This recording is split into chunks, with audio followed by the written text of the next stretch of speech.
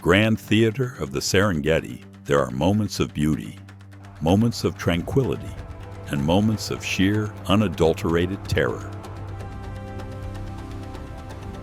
We currently stand on the precipice of the latter. Below us lies the Mara River.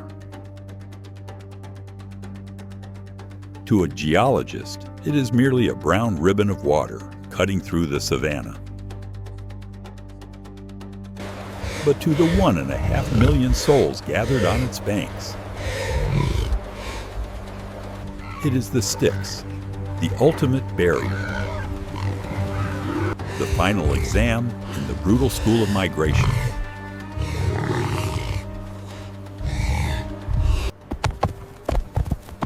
Listen, can you hear that?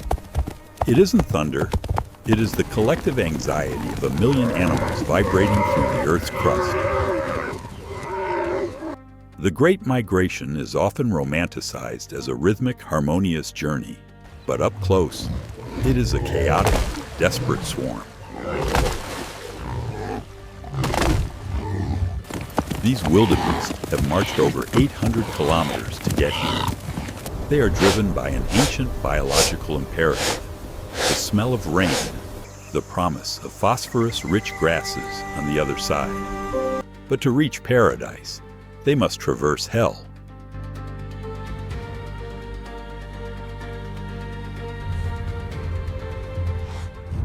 The herd is currently caught in an agonizing standoff. Look at the individuals in the front rank. Their eyes are wide, rolling in panic. They can smell the water, but they can also smell what lies beneath it. They want to stop, to turn back, but the laws of physics are against them. Behind them, thousands of tons of muscle and bone are pressing forward, unaware of the danger ahead. It is a hydraulic press made of flesh. The pressure builds. The dust rises. The noise becomes deafening. They are trapped between the hunger driving them forward and the fear holding them back. Let us pause the chaos for a moment and consider the players in this deadly game. Evolution is a harsh mistress, and she has dealt the wildebeest a peculiar hand. Anatomically, this animal is a masterpiece of endurance running.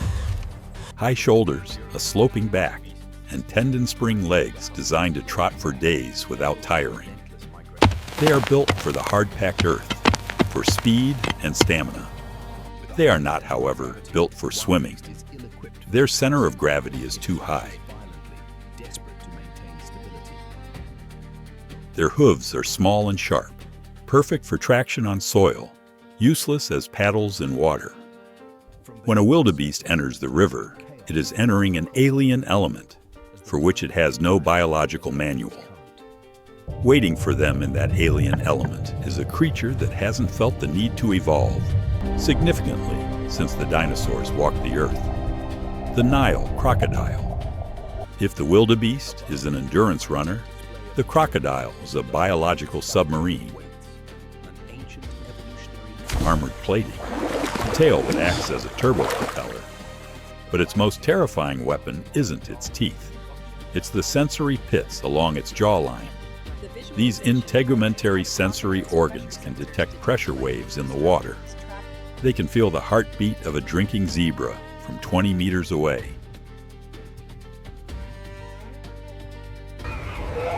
Right now, as the wildebeest hooves disturb the water's edge, the crocodiles are receiving a dinner bell ringing at a deafening volume. They don't hunt with speed, they hunt with patience. They have slowed their heart rates, submerged their bodies, and become one with the silt. They are not merely predators, they are a geological feature of the river itself.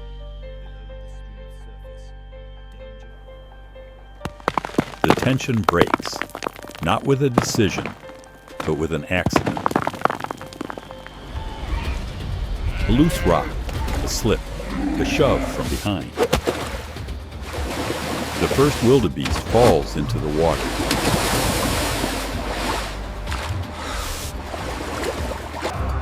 Instantly, the mob mentality takes over. The swarm intelligence fractures. If one goes, they all go. It is a cascade of panic. They launch themselves from the high banks, not gracefully, but desperately. Bodies collide in midair. Legs snap on impact. The water churns into a frothing cappuccino of mud and fear. This is the chaotic ecosystem dynamic at its most visceral. The river is not a flat surface. It is a gauntlet of currents. The water level is high this year, the flow rapid. You can see the younger animals, the calves, struggling immediately. They are lighter, more buoyant, but they lack the muscle mass to fight the lateral drag of the current. They are being swept downstream, separated from the protective bulk of the adults.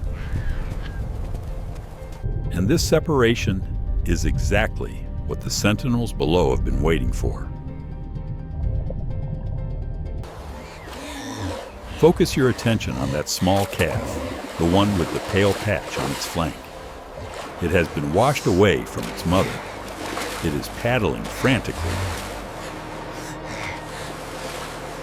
Nose barely above the surface, eyes wide with the primal realization of isolation. It is alone in the kill zone. The water around it goes unnaturally still.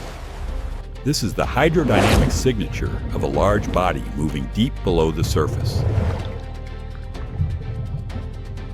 The crocodile launches. It is an explosion of kinetic energy. The jaws snap shut, not on the calf, but on the water just inches from its hind leg. The calf kicks, a frantic, adrenaline-fueled spasm. It is a miracle it misses.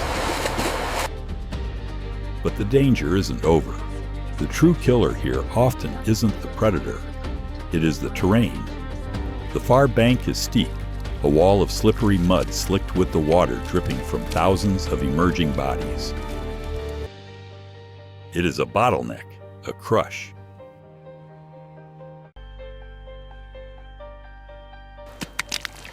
The calf reaches the mud, hooves scrambling for purchase, sliding back. Above it, adults are climbing over one another, a chaotic ladder of living bodies. To fall here is to be trampled. The calf finds a foothold, a tree root exposed by the erosion. It heaves itself up, muscles trembling, lungs burning. It crests the bank. It stumbles onto the flat, dry earth. It shakes the water from its coat, a cloud of droplets catching the sunlight. It calls out, a bleeding, high-pitched sound.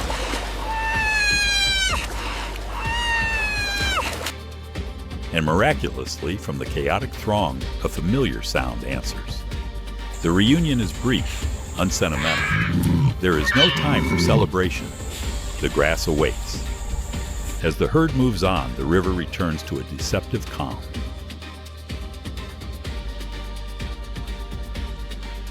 But the ecosystem has been fundamentally altered. The bodies of those who didn't make it, the trampled, the drowned, the taken, are not wasted. They are the nutrient pulse of the Mara. Their decomposition will release tons of carbon, nitrogen, and phosphorus into the aquatic system. They will feed the fish, the vultures, the marabou storks, and even the hippos. In death, they sustain the river that killed them. The calf grazing in the lush green hills of the Mara Triangle is oblivious to this. It simply knows that it is alive. It has taken the leap of faith. and it has been rewarded. This is the brutal, beautiful arithmetic of the wild. Many must attempt the crossing so that the species may continue.